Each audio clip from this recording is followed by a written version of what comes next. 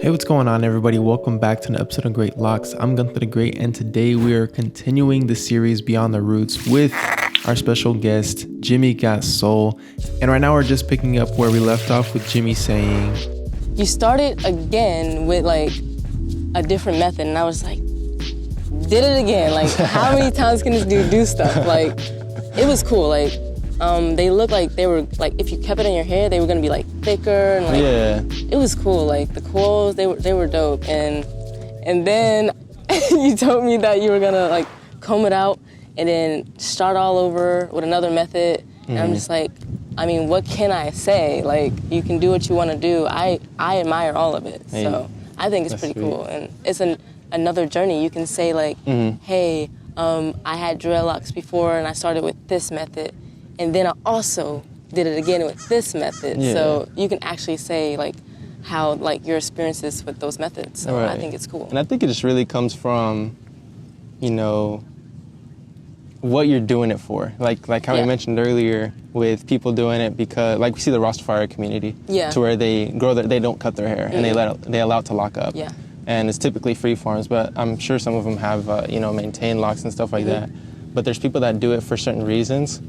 And for me, the original time, it was just solely for style and everything like that. So you kind of mentioned, what did you get your dreadlocks for? Was it mostly just for style? Yeah, it was literally on a whim. Like I said, like I literally did it for style because it looks cool. And then I just wanted to go through a journey. I wanted to like be able to like say like I went through something. Yeah. And this was like, you know, something small to start off with, and then work my way up to like actually having like other things tie into it, like patience and all that. Yeah.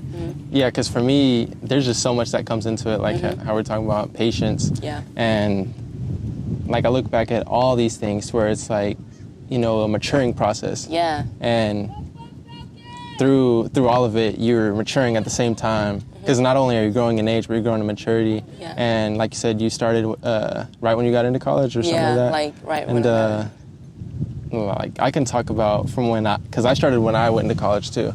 And now I'm out of college. Yeah. Well, actually just graduated. Oh yeah, and, congratulations. Hey, thank you. Saw that. And polar opposite people. If you watch my first video, it's kind of just like, who is this guy? Oh no, for sure, yeah. Like, and because you did a really video, you did a video too, reacting to your first video, and it's just it's always cringy. It's so cringy, it's cringeworthy, oh my God. But it just shows how we matured. Like, it's crazy. Yeah, and it's just things that kind of tie in with dreadlocks. So it's really cool. Yeah. So what actually made you start your YouTube channel? Like, Okay, this is actually good. I should probably like, did you start it for like your hair, or did you start it because like you wanted to like just be on YouTube and vlog and do everything, and you had dreadlocks, so why not? Right. Yeah. So it's one of those things to where the first video post or the first video that takes off is kind of like, that's what you stick with. Or, you know what I'm saying? No, for sure. So I started the YouTube channel, what's really funny, that first vlog of mine, or the first dreadlock update, it's my 5-month update. That video, right before I shot that, I filmed a video reviewing a camera. And I filmed that video, and I was like, okay, I'm gonna make camera reviews and tech reviews. Yeah. So I filmed that video, and then right after, I was like, I'm gonna film this video too and see which one's better. Yeah. And then I uploaded the 5-month update, and then I scratched the tech reviews. And then, so that's kind of really how it started. And then I just remember 2 months in, I hit 1,000 subs. And I was like, wow, this is crazy. I didn't tell anybody about it. I didn't promote it. I didn't tell my family or friends.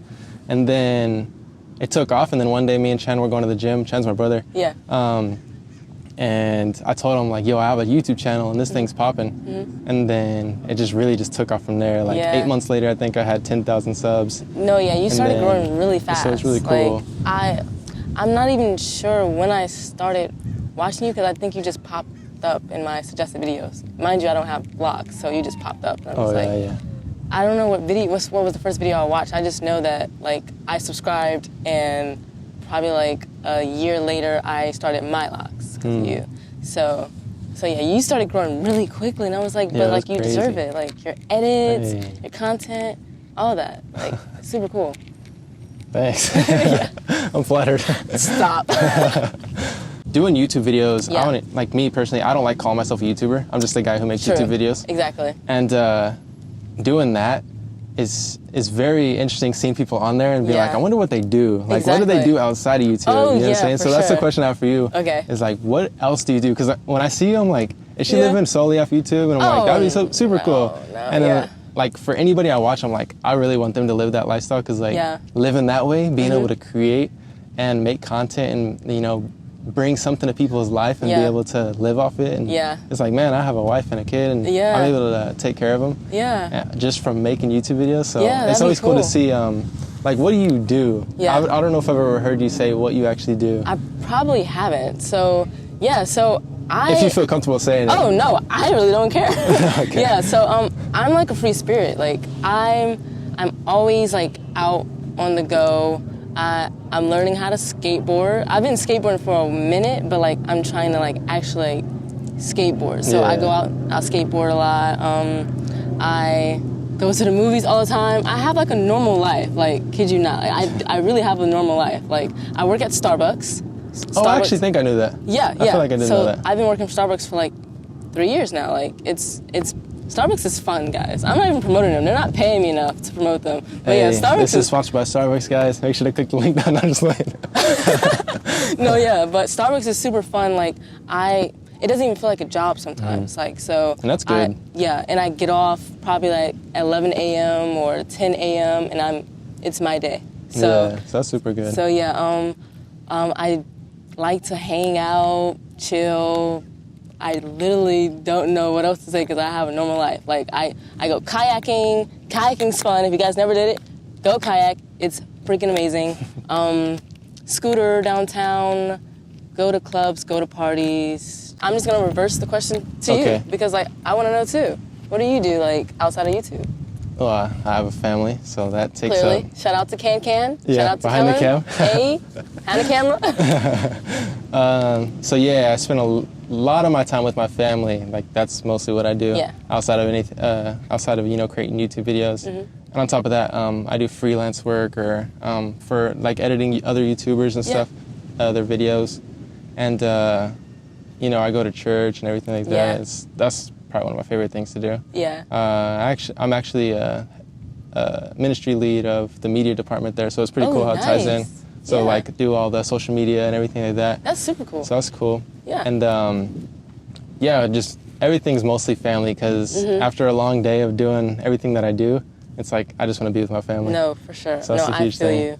I feel you because, like, sometimes I'm mostly like that too. Like, I'll probably, like, be outside all the time. I'll wake up and, I'm always telling my fiance, what are we going to do today? Let's do something. I want to do something today. I just don't like being at home. Like, when I'm done with doing what I have to do. Exactly. When I'm done working, it's just like, I want to make the most of, like, my day to, like, the fullest as possible. Like, I just want to go and have fun, go explore. I like getting lost. Fun fact about me, I love being lost. Like, I'm just like, I don't really care. Like, I'm just going to go wherever this wind's taking me. But most days, like, if I went out, like, a whole week, I'm probably tired, and then you'll catch me, like, in the house probably for a whole week because I'm just, like, after work.